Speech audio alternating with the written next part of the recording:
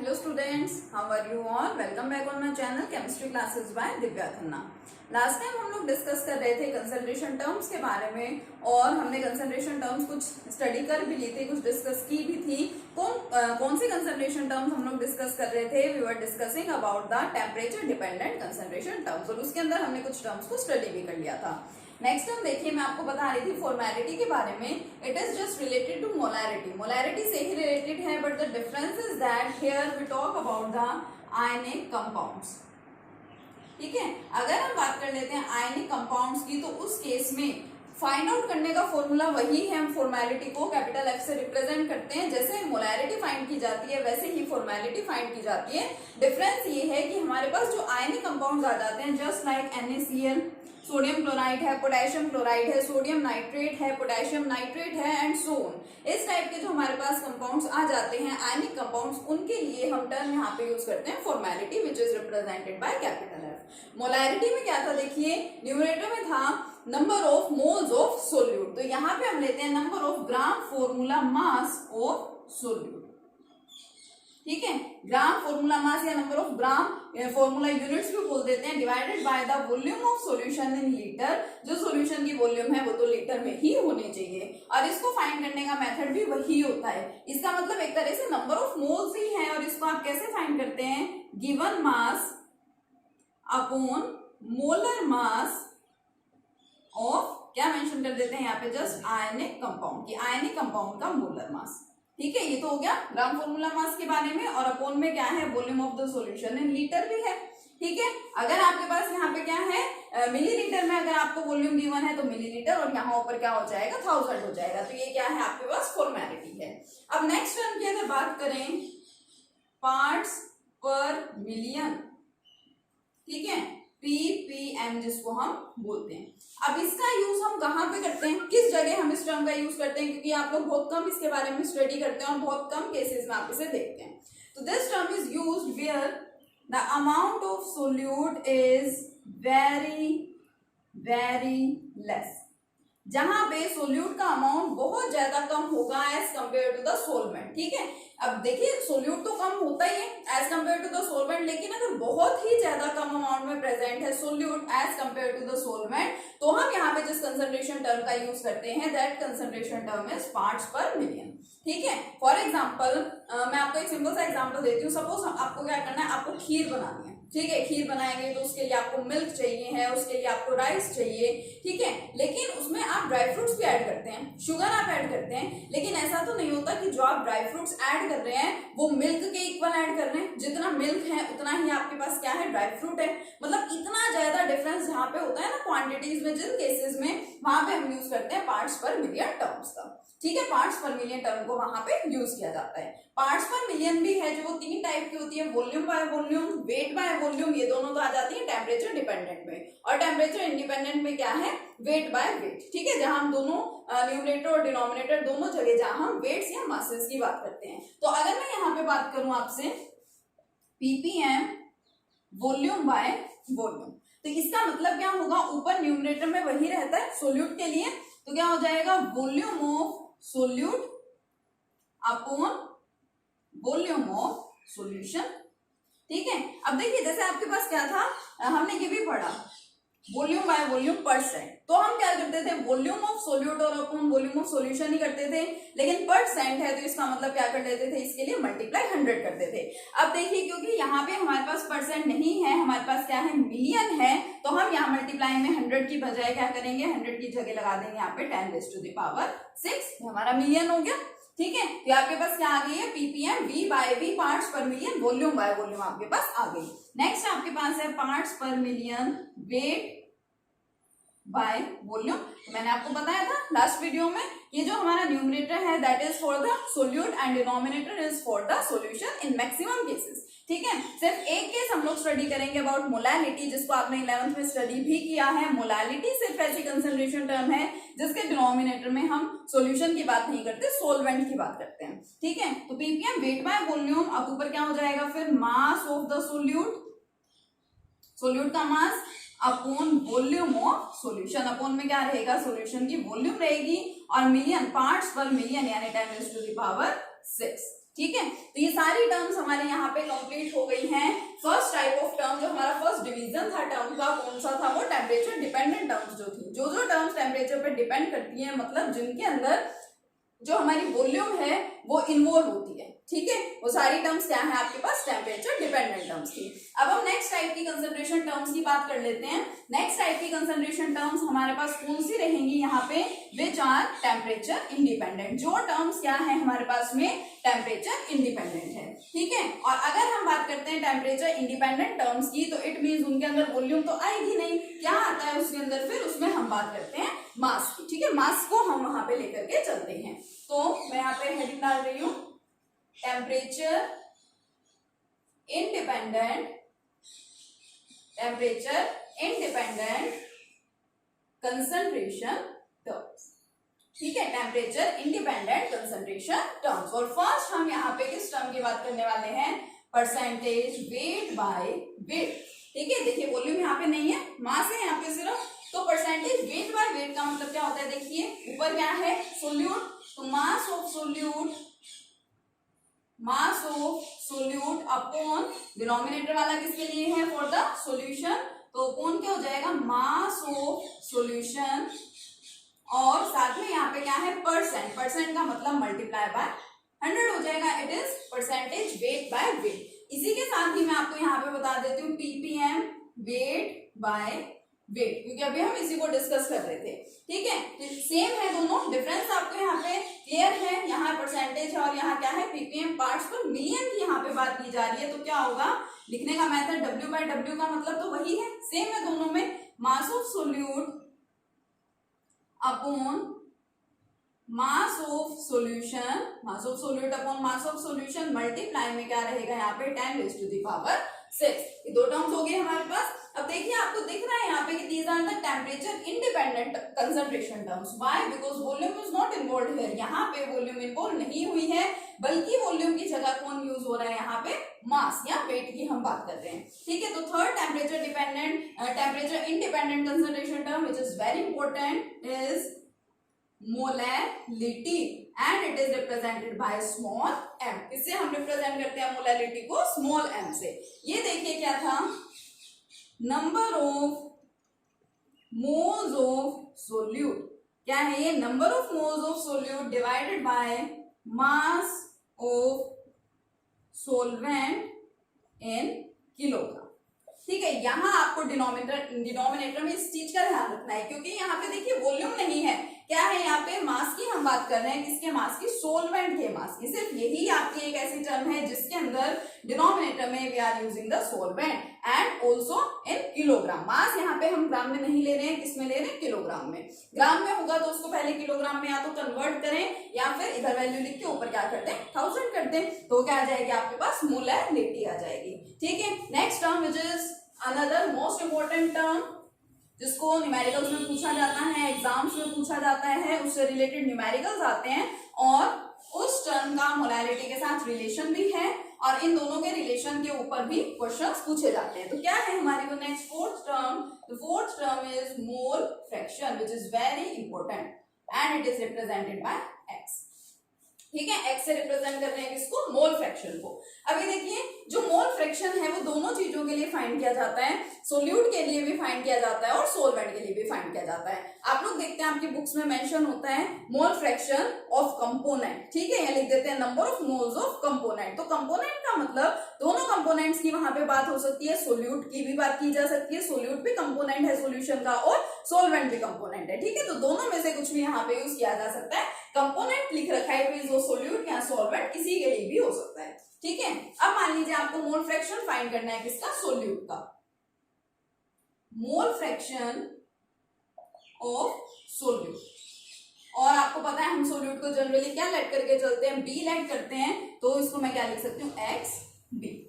क्या होगा, देखिए मोल फ्रैक्शन यानी कि ये मोल से रिलेटेड है ना, जिसको क्या लिखते हैं, number of moles of solute, जिसका आपको फाइंड करना है उसी के number of moles divided by number of moles of solute plus number of moles of solvent, या फिर आप इसको और क्या लिख सकते हैं डिनोमिनेटर को, और टोटल नंबर ऑफ मोल्स। ये देखिए आपके पास जो सोल्यूट के मोल्स हैं और सोलवेंट के मोल्स हैं, दोनों को आप प्लस करेंगे, दोनों को आप ऐड करेंगे तो वो आपके पास क्या आ जाएंगे, टोटल मोल्स तो आएंगे। ठीक है, तो अगर मैं इसको लिखना चाहूँ यहाँ पे इस तरीके से तो मैं क्या लिखूंगी, ये मोल फ्रैक्शन है किसका, सोल्यूट का। It is equal to number of moles of solute divided by total number of moles, NT. NT का मतलब यहाँ पे क्या है, number of moles of solute plus number of moles of solvent. इसी तरह से सिमिलरली अगर मुझे यहाँ पे फाइंड करना है मोल फ्रैक्शन ऑफ सोलवेंट, तो सोलवेंट के लिए क्या होगा, number of moles of solvent, जिसका फाइंड करना है आपको मोल फ्रैक्शन, उसके मोल्स न्यूमरेटर में रहेंगे और डिनोमिनेटर में क्या रहेंगे, टोटल मोल्स, यानी कि Na plus Nb। It is mole fraction for solvent and it is mole fraction for solute, very important. Okay, तो अब देखिए एक और पॉइंट भी यहाँ पे नोट करने का कि जो आपका टोटल मोल फ्रैक्शन होता है, the mole fraction of solvent and mole fraction of solute, it is always equal to 1। दोनों का सम क्या है, 1 के इक्वल रहता है। अगर आपको XA पता है एंड XB आपको फाइंड करना है तो आप फाइंड कर सकते हैं XB is equal to 1 minus XA on the basis of this relation. XA आपको फाइंड करना है तो आप उसको भी क्या कर सकते हैं, इजिली फाइंड आउट कर सकते हैं। ठीक है, तो ये हमारे पास कुछ टर्म्स थी जो क्या थी, टेम्परेचर इंडिपेंडेंट टर्म्स थी, जिनके अंदर कंसंट्रेशन टर्म जो हम लिख रहे हैं इन टर्म्स में वॉल्यूम इन्वॉल्व नहीं थी। और देखिए यहाँ पे नंबर ऑफ मोल्स हैं, इसको आप एक्सटेंड करके अगर लिखेंगे, नंबर ऑफ मोल्स को आप कन्वर्ट करेंगे तो नंबर ऑफ मोल का मतलब तो क्या होता है, गिवन मास अपॉन मोलर मास। फिर भी आपके पास क्या आता, ये मासेस की ही बात करते हैं आप लोग, मास मिलते हैं आपको, वॉल्यूम का यहाँ पे कहीं पे भी यूज नहीं था। ठीक है, तो ये आपकी क्या हो गई है, यहाँ पे कंप्लीट कंसंट्रेशन टर्म्स हो गई हैं। ठीक है, इनको अच्छे से स्टडी कीजिए। अब जैसे मैंने आपको रिलेशन बताया था स्ट्रेंथ में और मोलैरिटी में और नॉर्मेलिटी में, सेम उसी तरह से यहाँ पे रिलेशन है जो काफी इंपॉर्टेंट हमारे पास कंसंट्रेशन टर्म्स है, which are temperature independent, mole fraction and molarity. तो नेक्स्ट हम यहाँ पे स्टडी करेंगे the relation between mole fraction and molarity. ठीक है, यस, अब हम नेक्स्ट स्टडी कर रहे हैं the relation between molarity and mole fraction. ठीक है, रिलेशन जो है वो मोलैरिटी और मोल फ्रैक्शन में भी होता है, लेकिन हम पहले एक ही कॉलम यानी कि टेम्परेचर इंडिपेंडेंट टर्म्स में रिलेशन की बात कर रहे हैं। ठीक है, तो उसमें देखिए हम इस रिलेशन को समझेंगे लेकिन एक न्यूमेरिकल की हेल्प से, आपको ज्यादा इजीली समझ में आएगा। क्या न्यूमेरिकल है, mole fraction of methyl alcohol in aqueous solution is 0.02। आपको मोल फ्रैक्शन गिवन है मिथेनॉल का, ठीक है, मिथाइल अल्कोहल का एक्वस सॉल्यूशन में 0.02। Calculate the molarity of the solution. आपको फाइंड क्या करना है, देखिए we have to find out the molarity. बहुत सिंपल से तरीके से आपको समझाऊंगी जो आप बहुत इजीली समझ लेंगे। ठीक है, कोई आपको दिक्कत नहीं रहेगी इसमें। मोल fraction of this in aqueous solution, यानी यहाँ पे हमारा सोल्यूट कौन है, CH3OH B, और सोलवेंट कौन है यहाँ पे, क्योंकि एक्वस सॉल्यूशन है तो हमारा सोलवेंट क्या हो जाएगा, वाटर हो जाएगा। अब आप सिंपल सी बात सोचो, जो आपने जस्ट फॉर्मूला सीखे हैं, आपने फॉर्मूलाज उनको जस्ट अप्लाई करें यहाँ पे, अच्छे से उनकी डेफिनेशन को माइंड में रखें। मोल फ्रैक्शन आपको इसका गिवन है, यानी आपको सोल्यूट का मोल फ्रैक्शन गिवन है, यानी XB इक्वल टू कितना, 0.02, ये पता है हमें सिर्फ। ठीक है, लेकिन हमें एक बात और पता है कि XA plus XB is equal to 1, और अगर मुझे XB पता है तो मैं क्या कर सकती हूँ, XA भी फाइंड कर सकती हूँ 1 माइनस XB से।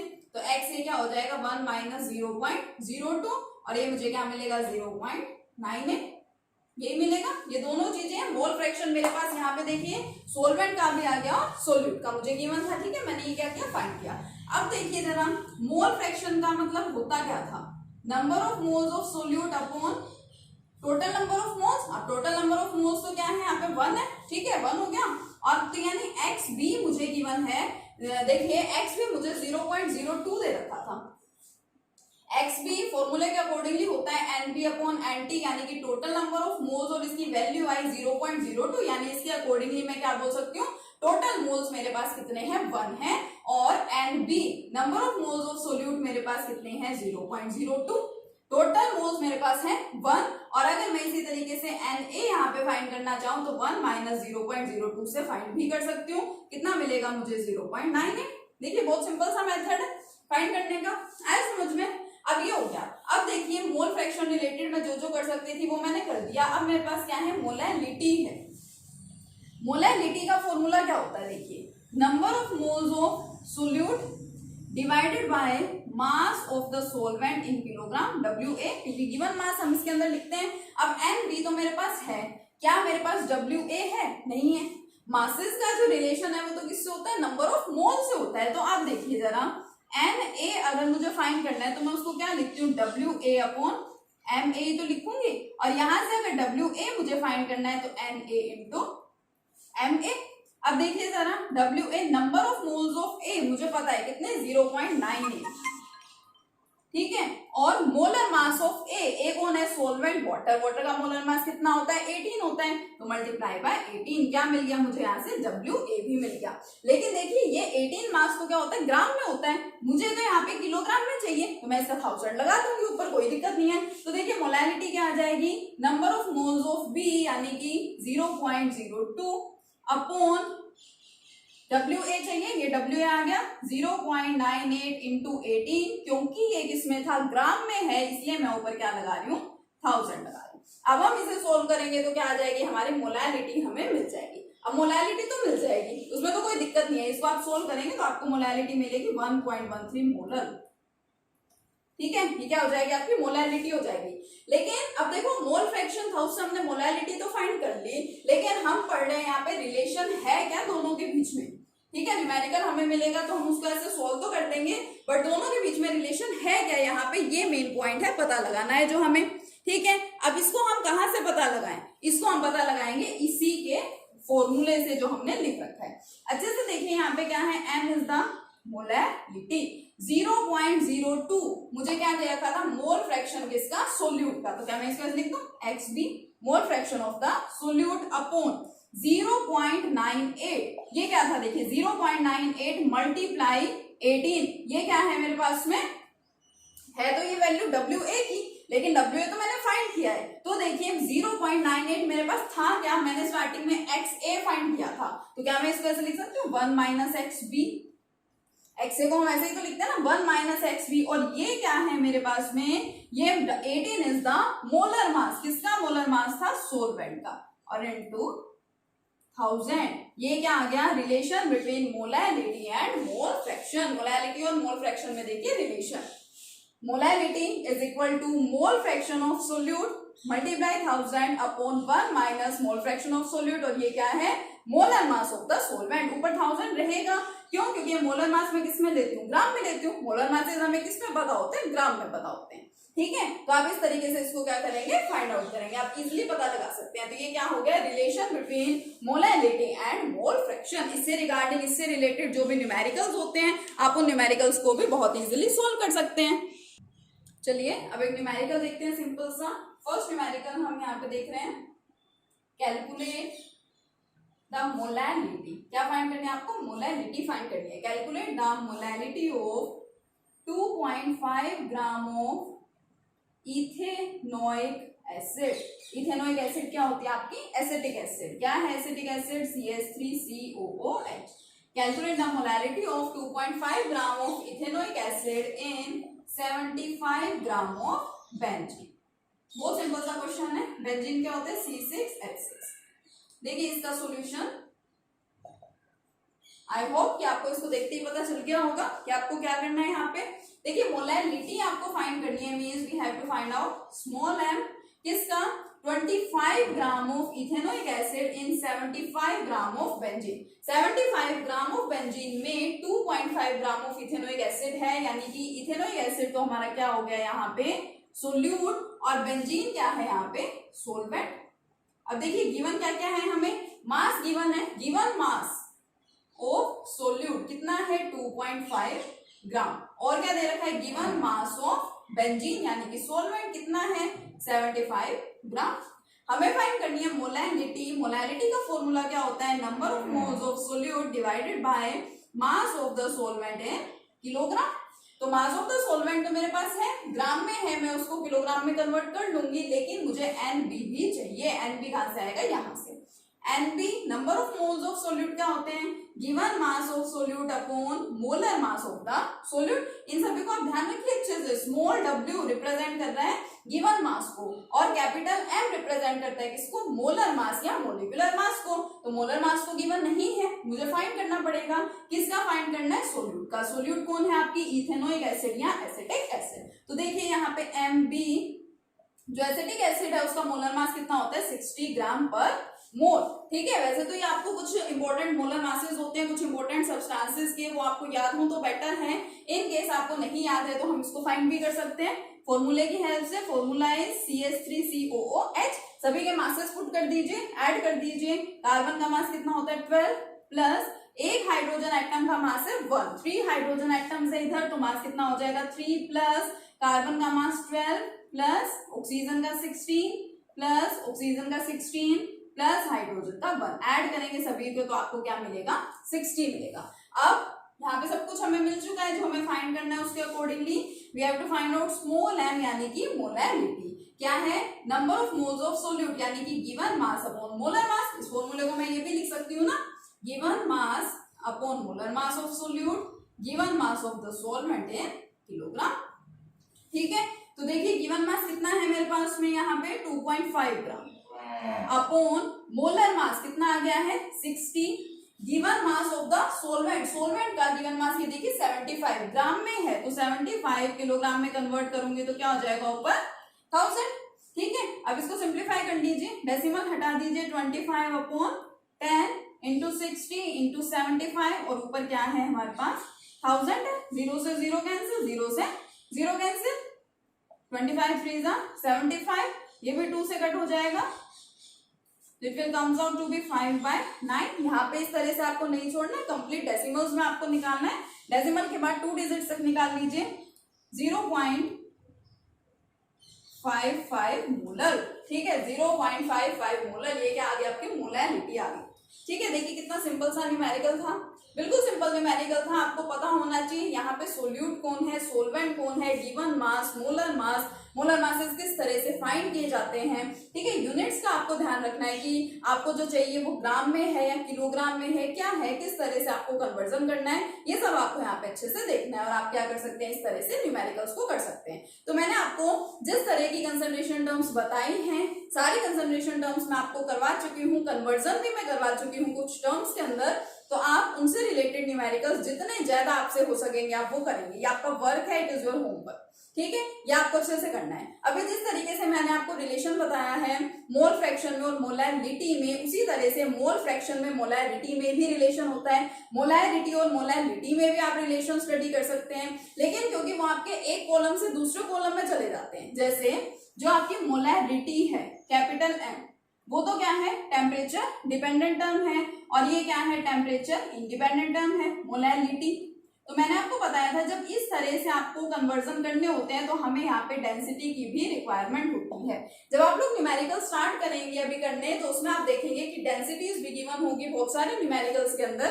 ठीक है, तो उनको करने का मेथड थोड़ा सा और डिफरेंट होता है। तो अभी तक आप ये इस टाइप के सिंपल न्यूमेरिकल्स जितने भी टॉपिक्स के ऊपर हो सकते हैं वो सभी करेंगे। कल मैं आपको डेंसिटी रिगार्डिंग न्यूमेरिकल्स को कराऊंगी पहले, और फिर कंटिन्यू करेंगे अपने नेक्स्ट टॉपिक के साथ। ठीक है, तब तक के लिए कीप लर्निंग। Thank you.